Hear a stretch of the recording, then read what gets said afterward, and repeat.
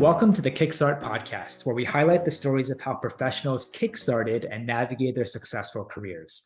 My name is Preston, and on this episode, we have the pleasure of hosting someone who has an impressive career working at well-known tech companies as a recruiter while also launching and working on her own recruiting business on the side. Jessica, thank you so much for being on the show. Hi, thanks for having me, Preston. Absolutely, my pleasure. So I guess to start off, for those that don't know who you are, would you mind sharing a little bit about yourself? Well, my name's Jessica. I got into recruiting a little bit late in life. I was 27 and I moved to New York after I taught English abroad for 2 years. I did 6 months as a scribe in an ER and kind of just felt that I needed to find the career for me. So I wanted to get into tech specifically, and I moved to New York without a job. And I met a woman who owned a boutique agency, and I started working there. And then I went internal after about a year. I've been through 5 startups now. Currently, I'm at a consultancy and doing some freelance recruiting. Yeah, so much to go over. So real quick, you were traveling and living abroad. How long were you doing that for, and which countries did you live in? So I lived in South Korea for almost 2 years, and I was teaching English to kids and adults, mostly kids. But it was right after I had completed a degree in studio arts. So I had a lot of student debt and I never studied abroad. So I kind of felt like I'd missed out on getting to explore the world. And I did it for as long as I could. It wasn't really for me, but I think it gave me a good foundation in talking to strangers that has helped a lot in recruiting. Yeah, for sure. And so you traveled abroad, which I encourage everyone who's listening to do. And then you made your way back to the States. And then you said that you found, you met a woman who owned or ran a boutique agency. So talk to me, like, how did that come to be? Were you just applying for jobs? Did you like know about recruiting before you even got into recruiting? Because I didn't. So just talk me through that process. Yeah, so I was talking to a friend about like what jobs I would accept in New York because I was interviewing for everything. And I saw your previous story about how like you suited up, and I did the same thing. And we're like suit, like pin skirt and white shirt, like collared, all that stuff. And I was interviewing with like financial companies to be a financial advisor, a few sales roles, recruiting role. And I felt like recruiting, especially tech recruiting, I was drawn to pretty quickly out of all the options because I felt like the industry was growing really rapidly. When I was going over the numbers of earning potential, looked really good. And I also thought it would fit my temperament, like talking to people, but also evaluating different business structures in that process. How did I find that opportunity? That's a good question. I actually was on Reddit looking for jobs and they had posted there and I reached out to them. And I think part of why I got the interview was that I found them on Reddit. Interesting. I've actually never looked at Reddit or getting jobs throughout my career. How was that something that you did previously, or you just read an article that people are getting tech jobs from Reddit? Like, how are you just a big Reddit fan, and it was just completely just coincidental that you stumbled upon that?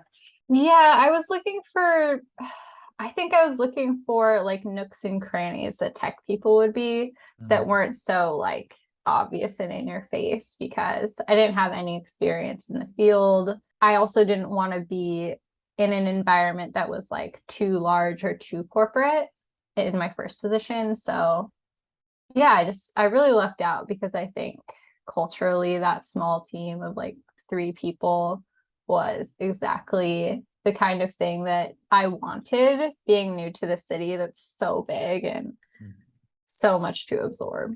Yeah, for sure. And then obviously at that time, you mentioned that you suited up, if you will, like I did. So the job was obviously in office. How was the interview process? Like, do you remember? Yeah, it was a lot of questions about like what do you know about technology and engineering so far? Like what publications do you read to learn about the industry? They had me do a little sourcing test to find people with a certain level of experience, certain kind of experience, just using a free LinkedIn account. And then there was, I think, three interviews total. And I actually took about 3 weeks to go through the interview and get the offer and decide if I wanted to do it.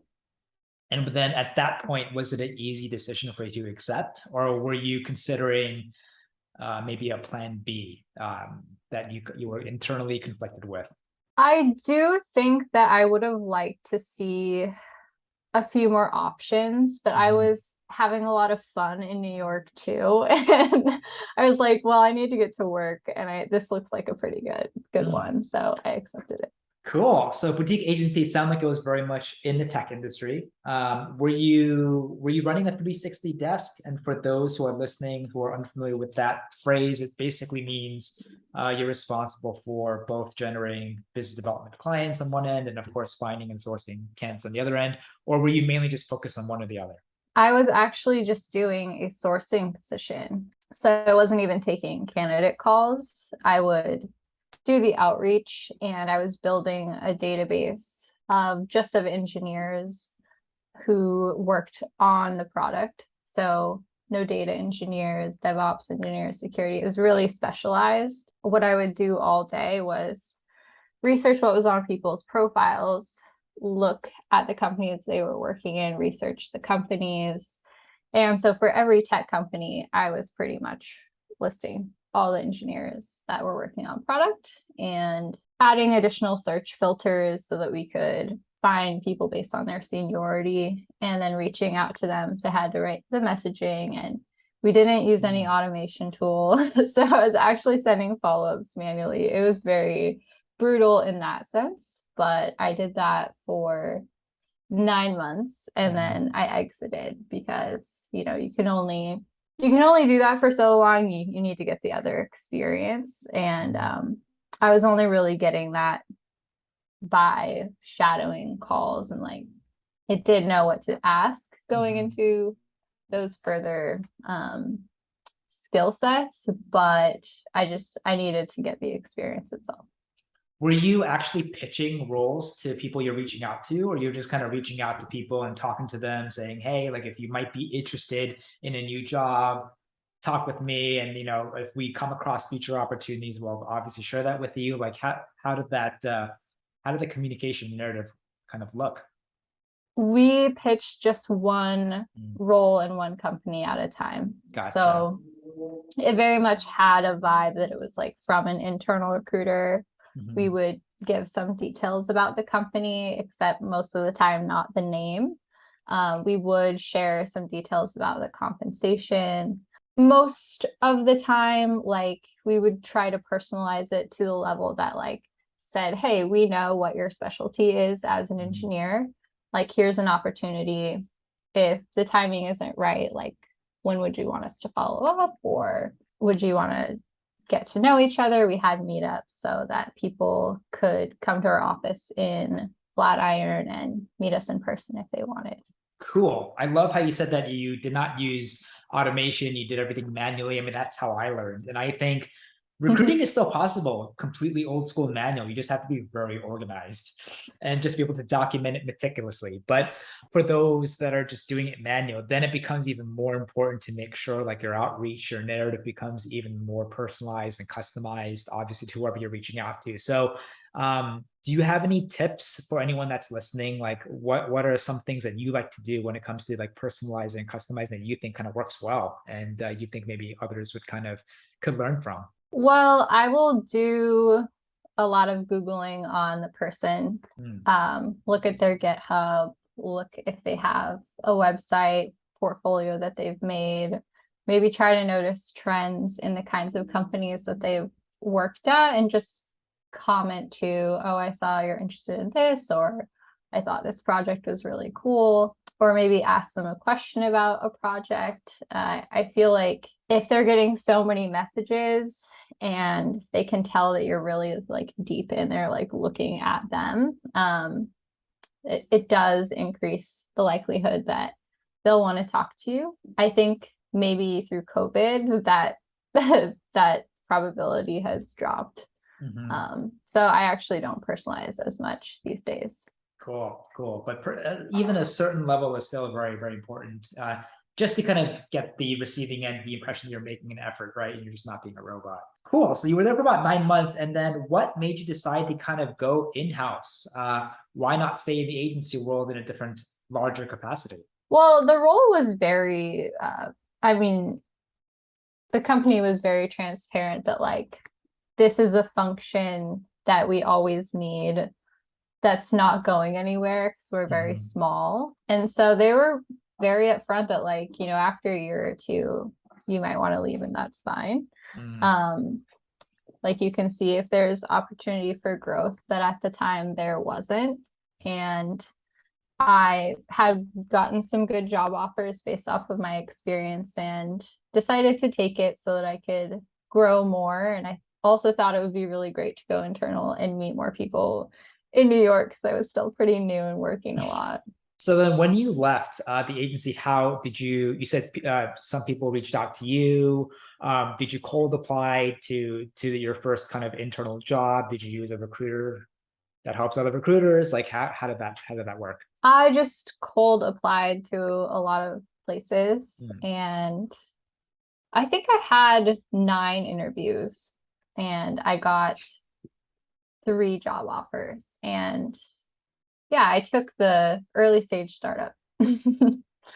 So you've worked and experienced a good handful of kind of early stage or fast growth companies. So for people that are thinking about maybe if they're currently at an agency right now and they want to follow your footsteps and work at a startup or a fast growth companies, like is there anything that from your experience that maybe any advice from how to apply to tech companies or what you think could really help you during the interview process that they were looking for that maybe you can kind of share some kind of really cool nuggets to those that are listening? As far as how to land that position? How to land the positions, or even like a step back, how do you even find them? Did you do like a simple Google, Indeed, the regular kind of OG job boards? Was it mainly through referrals? Yeah, I was using primarily LinkedIn because I knew that any company that could afford LinkedIn posts could probably, you know, had their stuff together. I was also conscious of looking up how long they'd been around and how much money they had and asking a few questions about the product. So I think even at the application stage, there were certain companies that I didn't feel comfortable applying to. I did that thing that a lot of women do where if I didn't have the majority of the skills they were asking for, I didn't apply. But I think that did save me time because I was applying to things that I was qualified for and I got interviews. Nice. And what was the average structure for recruiting interviews? Like on average, how long were they? Did you have to do some sort of like homework or assignments with these tech companies? Like if you can share some of your experiences, that'd be cool. Yeah, so usually the intro call where they just want to get to know you and hear about your experience and tell you about the company. I don't remember any out of the ordinary questions from that first call. And then for the majority of the companies, there was a take-home assignment. There was one company that actually had me do a group interview. And I thought it was really fun. I thought it was great. But the take-home assignment was very easy because it was sourcing focused, and that was pretty much all I'd done.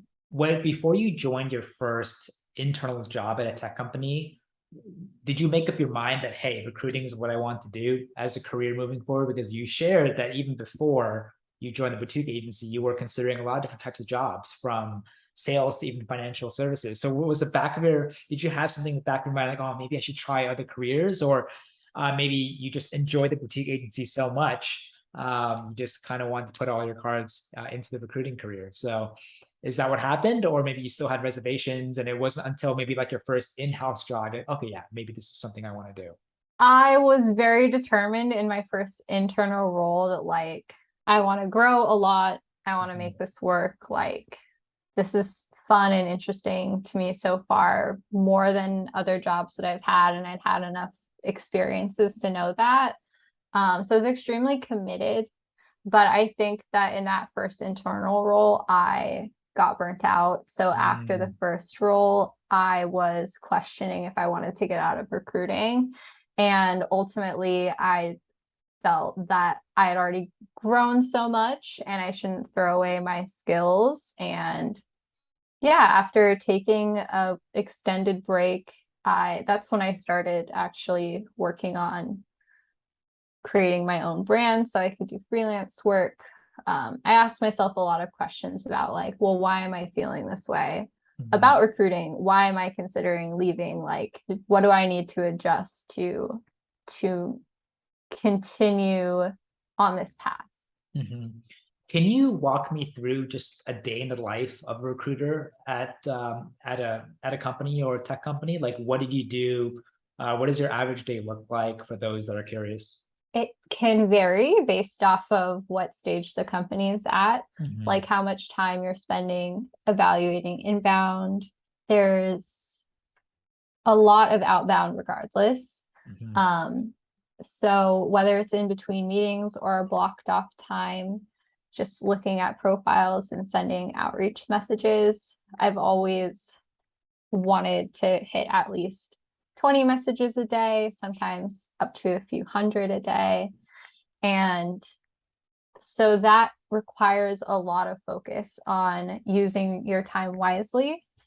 But outside of that, doing calls with candidates, scheduling, meeting with hiring managers, meeting with the other recruiters on your team. So yeah, it can fly by because there's a lot to do.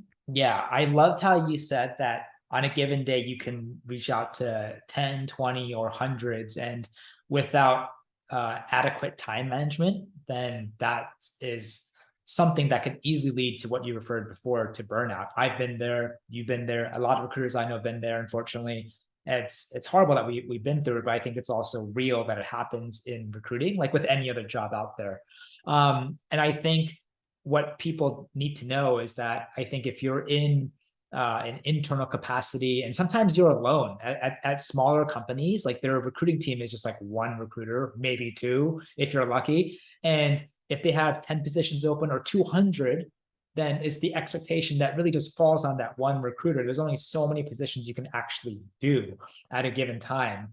So is that what happened to you? And is that what kind of led to your burnout? Of course, you don't have to go too deep into it, but I think it's also very insightful that this happens like with any profession out there. And I think one way to kind of mitigate that from what I see before I hand it over to you is that it's helpful if like the hiring managers, internal stakeholders, even the founders can really put recruiting and see recruiting as like an equal department to all the other departments out there, whether it's engineering, software, marketing, product. A lot of times recruiting is kind of like the afterthought. It's like, oh, we've grown. We don't care about people, initiatives. We don't care about, culture.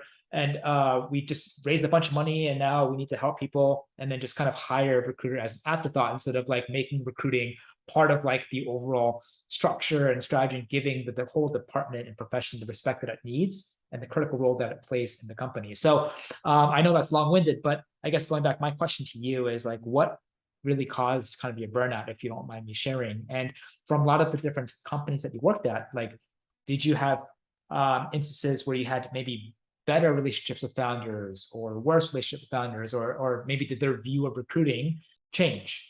I think I got more critical in the interview process about, okay, what is your expectation for me as a recruiter in this role?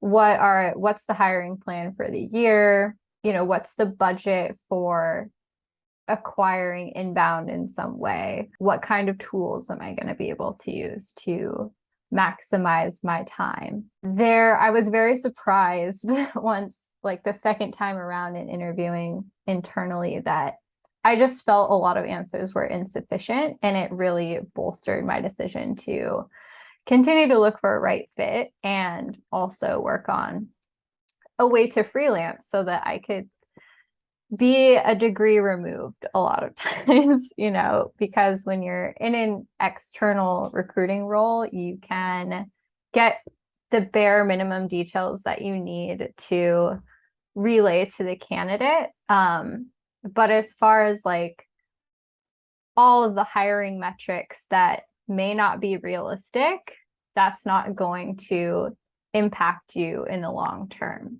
If you're a contingency recruiter, you get paid for what you kill.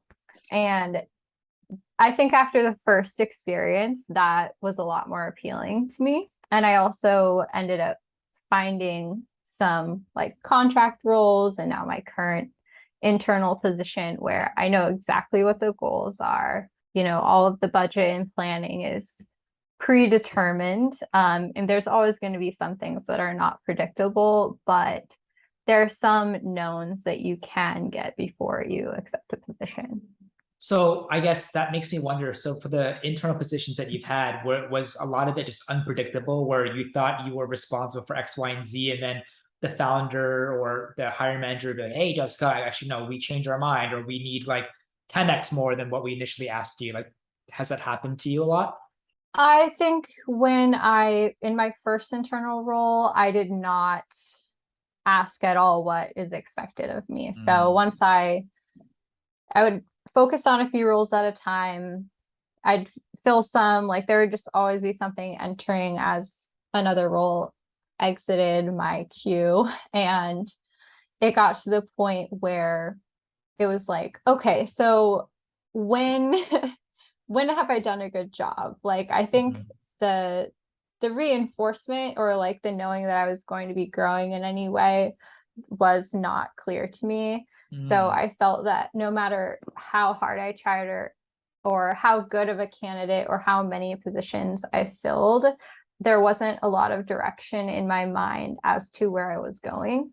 And there were some times where I was like, are the expectations on me, which seem to be constantly changing or maybe not totally clear, is that fair to me? I think, I take a lot of accountability for that because it was just a skill that I didn't have at the time that I've now established in like communicating and setting expectations to ensure that like I know where I'm going. Gotcha. Yeah, skills like that can certainly get better over time. And then were you usually alone, or like on average, how big were the recruiting teams that you were with? Like, did you work with a team sometimes, maybe one or two other people? Usually it's just been one other person. Currently it's just me. And the largest recruiting team that I've been on was 8 people with 2 sourcers and 3 recruiters. Wow. Tech recruiters. Gotcha. And then you guys basically just divvy up different types of positions per recruiter. Is that how it's typically organized on the internal side? If like you have like 50 open positions? Yeah, definitely. So in one position, I owned all of the front end recruiting. Some other people focused on full stack and back end. Typically internally, there's a separate recruiting arm for business and general positions, like marketing. So I've done much more of the tech stuff. Gotcha. And on average, like how many positions were you responsible for, like just throughout your career? Did it vary a lot, or was it kind of like around some sort of critical mass number, like 20 or 30 or 10, or was it just tremendously like varied across the board? I feel like most tech companies are happy if I can pull in one software engineer a month. And in some situations where the bar is really high, once every quarter is actually fine. But it's funny like how much that bar matters in the metrics that are set. Because if they're requiring a comp sci degree or they've just been through a boot camp, your candidate pool is going to vary depending on, what's required through the interview process and how critical the interviewers are. Like your conversion can be very different as well. And I think I've been fortunate that in a lot of experiences, I think the people I've reported to have been very receptive to like, okay, this is what the conversion is, so this is what you can expect. And like that conversation is really helpful for them and for me. Yeah, I can totally relate because when I work with companies, I try my best to like manage expectations to first of all understand clearly exactly what they want. And then depending on that, I could be like, hey, these are the realistic numbers, or this is how big the hypothetical pool is. What you're looking for is much smaller in terms of the pool size that we can reach out to, or what you're looking for now is actually like a huge pool. We have no problem with obviously driving like the top of the funnel pipeline. I think what you said was really cool because it also doesn't matter. Well, it also matters so much like how many people you're reaching out to and how many people are coming in.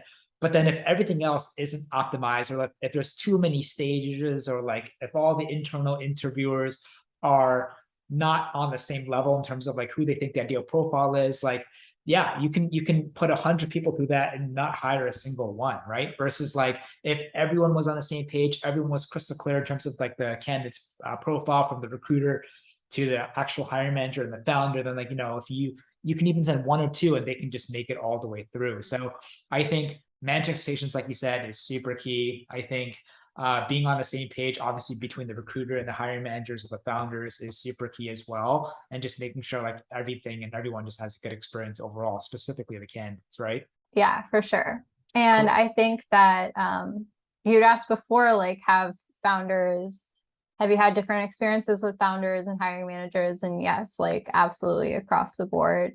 No hiring manager has been exactly the same. No founders have been exactly the same. So I think at this point, I can kind of quickly gauge like, all right, like what am I dealing with? What am I dealing with?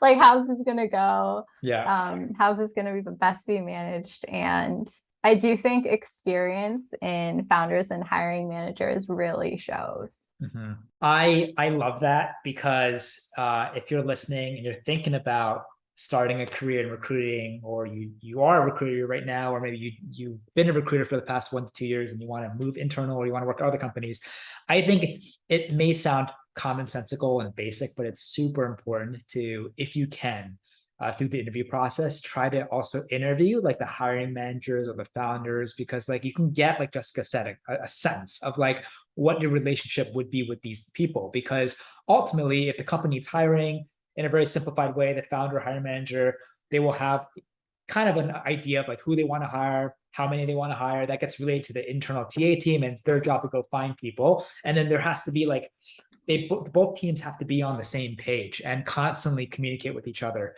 If that's not aligned, or if the founder or the hiring manager is too busy, they're not open-minded, they're just really just or tough to get any feedback, then it makes like life so challenging for the internal team. You need to have both teams on the same page. And so I love you sharing this because you have obviously a lot more internal experience than I do. My whole experience, I would say, is on the agency side. Well, I did have one in-house experience. That's like 5 months after my agency job, and the company, long story short, ran out of money. So I should have done my due diligence there. But yeah, like if you're going back to Jessica's experience, I think it's just really key to see like, oh, what is my future relationship like, not only with my internal recruiting team, but also with the founders and hiring managers, because they can make or break your experience, right? Yeah. Yeah. So you joined when you first became a source of agency, you did everything manual, and now you joined, really cool, well-known brands in the tech companies. Recruiters do a lot of different things, whether it's like screening or qualifying or reaching out, outreach. What sort of like different tools that you used throughout your career, and like, was it mainly LinkedIn based when it comes to identifying people? I know that you mentioned you found your job on Reddit, which is, I think, super cool. It might be, who knows? It might be Jessica's like #1 secret platform that we're just making public and live right now. But in the tech industry, people use apps like Stack or GitHub or Indeed. Like, there's so many platforms out there. So, like, what were some of your favorite platforms, and what are some of your favorite tools, whether it's like automation or plugins or anything like that? Yeah, well, I guess my favorite ones currently are Gem, Ooh, that's a good one. any kind of email finder. Mhm. I use Kendo, Contact Out. I like the larger databases that give you export access, like Hire Mhm. Easy, Zoom Info is pretty decent. I like Crunchbase. I think their data could be cleaner, but I feel like it's a good price for what you get. And I use that a lot for looking at companies in different industries and funding. I love Text Expander. um, I love Calendly, like a lot of common tools, but in the recruiting space, I think I've also tried out like Hired, Underdog, AngelList Source, like some of these platforms that tell you what people are currently on the market and will clearly list how much they're looking for in terms of comp, which I think can simplify things in certain ways. But these tools can cost a lot. So I'm happy with whatever I get at any given time. And there are only a few things that I can't live without, like any kind of email sequencer, tool for looking up emails, text expander. I also created my own database to sort of help me save money on getting data in the long term and having it so I don't have to pay for it over and over again. Yeah, that's awesome. I mean, I am familiar with a lot of the ones that you mentioned. You mentioned Text Expander twice. I have actually never heard of Text Expander. What does that do? Oh, it's like if you have a message and you want to like let's say you're doing outreach on LinkedIn and you don't want to have to actually type out the same message to every candidate. You Mm, can put the message into Text Expander and then create like a short code that once you put in that code, the whole message populates. So oh, so it's more of an efficient way of copy and paste then. yes. Very cool. Awesome, awesome. And then yeah, let's go back and then to your database. I know that you touched upon this a little bit before. So you went from agency to in-house, and then you're still in-house, but along the lines, you've created your own database and you kind of really connected or aligned with just the contingency model where it gives you an opportunity to make more income on the side and just, I guess, give your career more of control in terms of how you want to navigate it. So when did you decide to kind of start that? And then how did you start it? And if you can just share more information about like how it works, that'd be really cool. Yeah, I wanted to start it after I left my internal position Mhm. because, every time you leave an internal role, the contacts that you've put into the applicant tracking system there, you can't take with you. Mhm. So I wanted a database that I could basically inject to any startup's applicant tracking system. I could take it with me, like a book of business, basically. Mhm. I also wanted to have, that contact information that I was always pulling out, and I wanted to sort of outsource a lot of that manual labor. Mhm. So putting it into a database that I could access through a web app made it so that I could hire other people to help me build it and get that info and store it in a centralized place. That's That's basically what it does. That's really, really cool. I mean, you do all this work at all of your jobs, and it'd be great to obviously maintain the relationships and the hard effort that you put into cultivating these relationships and carrying you forward. I mean, if anything, it could just be like an extra value add if you interview at new companies. Right? Like, hey, this is the skill set that I bring, but I can also bring a lot more than your other average recruiter. So I think that's really, really cool. So, and I think that kind of brings us to present day. So what's the next step for you? Like, where do you see yourself going in your career? Are you going to continue to stay in house? Maybe come back and join an agency? Maybe the database that you're working on the side, you can do something full time around that. You might not have the answers. That's totally cool. Like, what are you thinking? I definitely could leave internal at this point. I don't feel like it's the right time for me. I think sometime in the next 2 to 5 years, I will be just doing contingency recruiting, but I'm not I'm not so rigid in that. Like, I think there could be a potential opportunity that came along that was internal that I just got really excited about. I was like, yeah, I'm going to do this. But that's what I love about what I'm doing right now. I feel like I have a lot of flexibility and opportunity to not necessarily be pigeonholed in the future. So yeah, TBD, I guess. Yeah. So for someone that was indecisive starting the recruiting career, who has got that little bit of taste of everything from in-house to agency, even doing something on your own, is it safe to say that right now you have fully embraced recruiting and you identify with it and you are just proud of being a recruiter and coming this far? I do, yeah, I think I'm I'm pretty well set on it now, and I'm very comfortable and not struggling with whether I'm going to continue doing it. This is definitely it for me. Yeah, I have other interests as a human, but this is what I do to make money. nice. I'm happy for you. So do you think as unbiased as you can, recruiting is a really great career choice for people? I think that it takes a particular person. It's a sales role. And a lot of people leave sales and recruiting positions after 2 or 3 years. So I think if you aren't sure, you can try it and see. Like, Mhm. it's not really something that if you think you're going to be good at it, you probably will be. If there's some doubt, but like you're only doing it because you're attracted to like the potential of it, I don't know how that would go, but you also just have to get in the water and see how it feels. Yeah, that's my advice.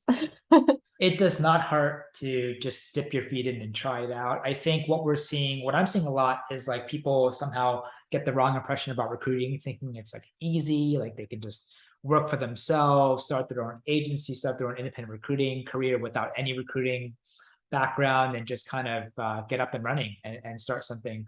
Of course, that's possible, but I think it's also just not realistic. And I think a lot of people are also looking at recruiting, especially on agent side, as just a quick buck to make money. And I think people who work in agency or stay in agency, yes, a lot of them are motivated by money and continue to do so. But I think if you only come into this uh, thinking that you can make shortcuts and just make money, I mean, you could still make money, but like it might not be sustainable or a viable long-term choice for you. So to me, I think it's always exciting to see people coming in for the right reasons.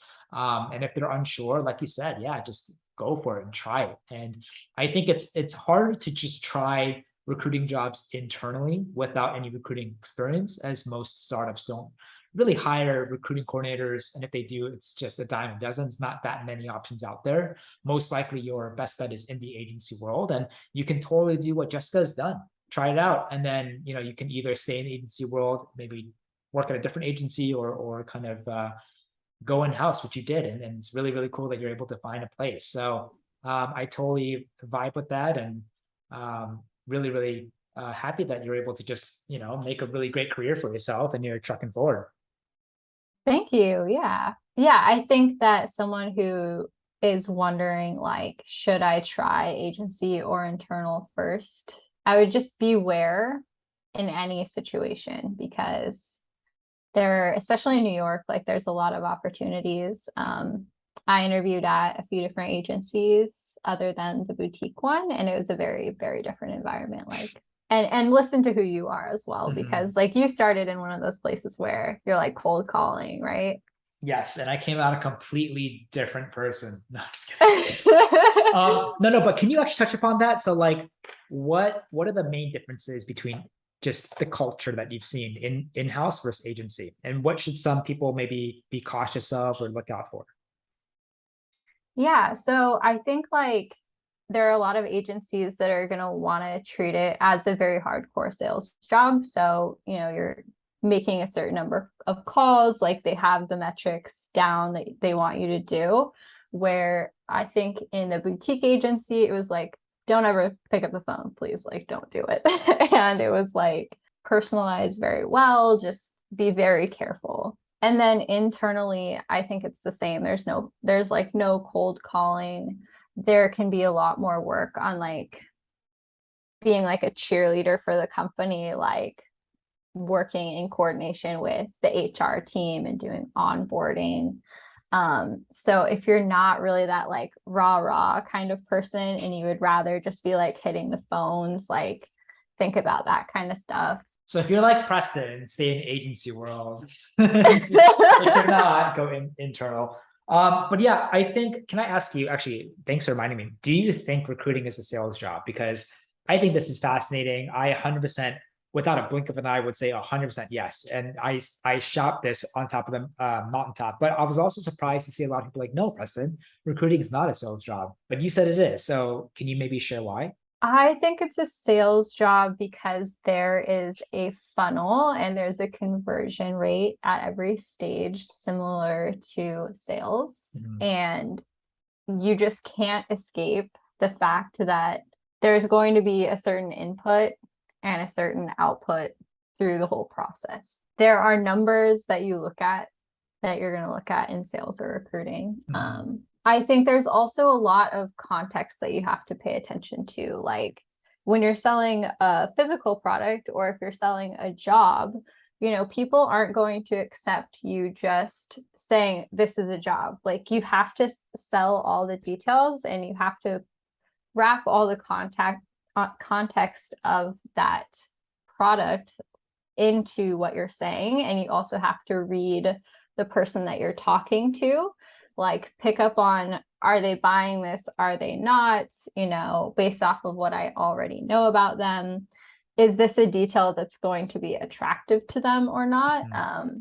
There's also an element of, I think that things can be really embellished in both sales and recruiting, which is something that I try to actually stay away from. I like to give a lot of the facts when I make a sale.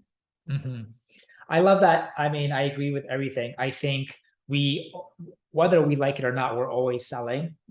So just even your day-to-day life is basically, in my opinion, just a lot of sales. You're always talking about something. But in terms of like recruiting, like it's the same thing. I mean, whether you're reaching out to clients or candidates, I mean, how you're reaching out, how often you're reaching out, personalization, customization, following up, pitching, feedback, follow up. That's all tone, narrative, like that's all sales. And I think if you've never had a proper sales role, then you can be like, no, it's not a sales job. But then if you had a sales job, everything you're taught from everything I mentioned to metrics and KPI, that's 100% sales.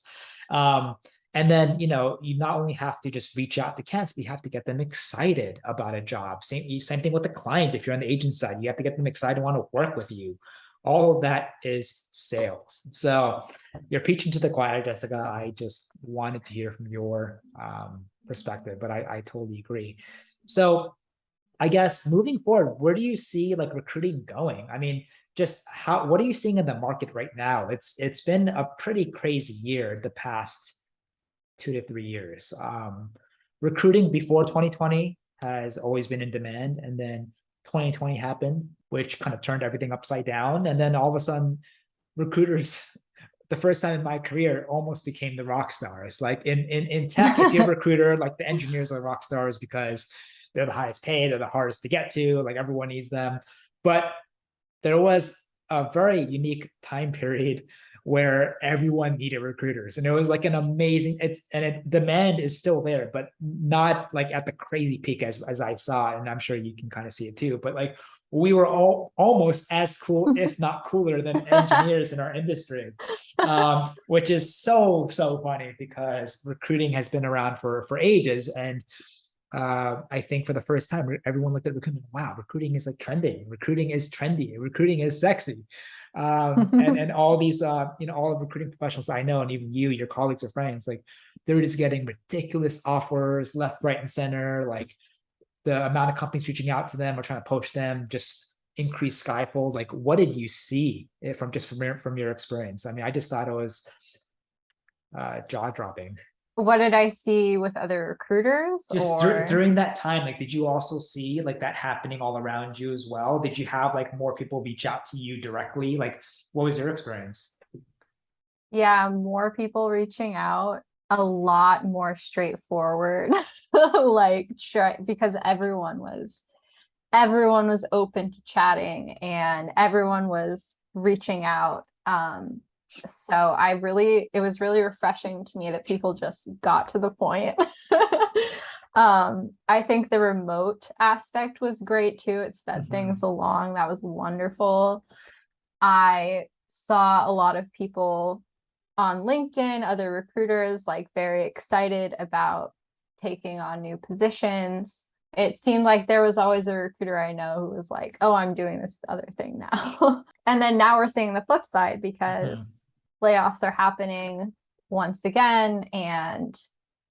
But I do feel like even if you're getting laid off, like there was so much VC money that was coming in over the last 2 years that there are way more startups now.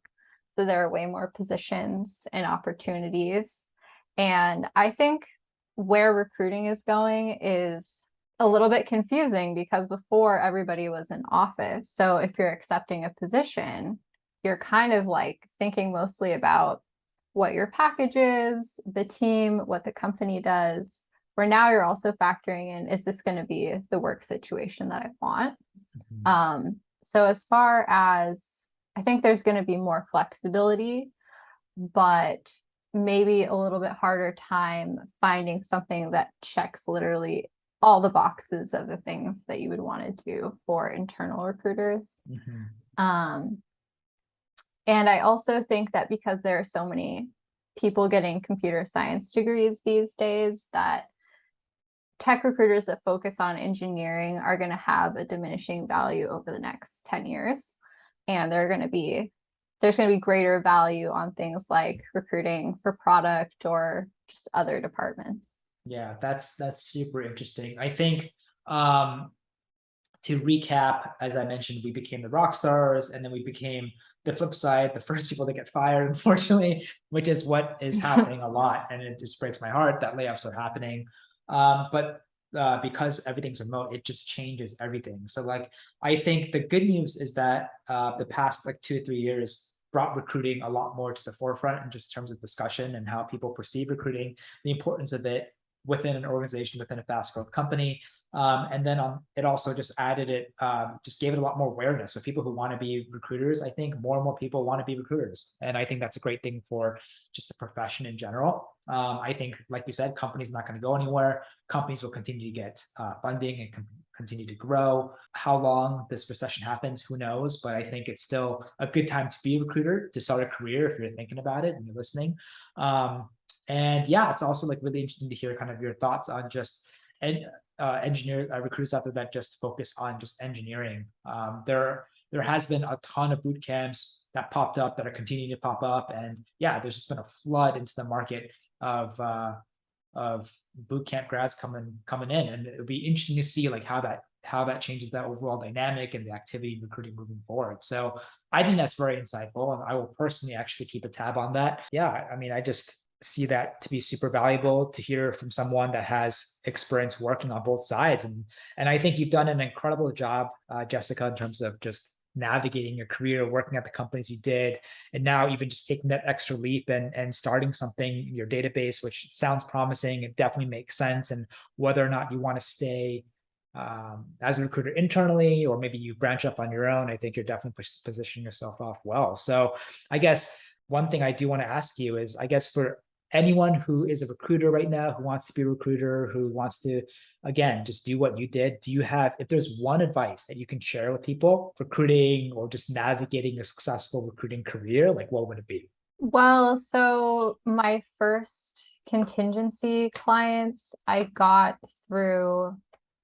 just through people that I had chatted up like years prior, like existing connections. So I would say you just never know who's going to be where in the future. So wherever you're working, whatever you're doing, like be friendly and let people know what you're doing so that they can think of you and reach out to you. And even if, you're not available to do what they want, just having them remember you and reach out is really valuable, especially if you want to take advantage of the opportunity that they have. Recruiting at its core is a relationship business. And whether or not you're able to place someone or not, if they can walk away with a good experience of you, that can 100% turn into other great opportunities down to the future. So I want to thank you for sharing that. And I completely agree. So Jessica, thank you so much again for making time. I thoroughly enjoyed this, and it was really, really cool for me to hear how you were able to just navigate your career from starting at the boutique agency. It sounded like you almost didn't join that boutique agency because you were thinking about so many different ways you could have started your career. And so by coincidence, here you are years later, worked at great companies, and you've just, building such great experience. And I very excited to see what you do in your career with your product that you're building, your database, into the future. And I wish nothing but success, and we'll certainly keep in touch. And just want to thank you again for your time. Thank you, Preston. You're welcome. Yeah, so and I've loved all the other episodes, by the way. So thanks for doing this. So if anyone wants to find you, if everyone wants to reach out to you, like, where can they find you? They can find me on LinkedIn. My name is Jessica Steffl, or I have a website that's telescoperecruiting.com, and all my contact info is there. Awesome. So if you're listening and you want any advice on contingency, agency, internal, thoughts on recruiting, or just want to get another really great just perspective on just what's happening in the tech industry, please reach out to Jessica. We actually had a chance to work together a couple of times in the past, and certainly looking forward to continue that moving forward. But Jessica, you are awesome. I'm not going to take up too much more time of your day, but I really appreciate it, and we'll certainly keep in touch. And again, looking forward to seeing you continue to crush it in your career. Sounds good. Thank you. Perfect. Have a good day.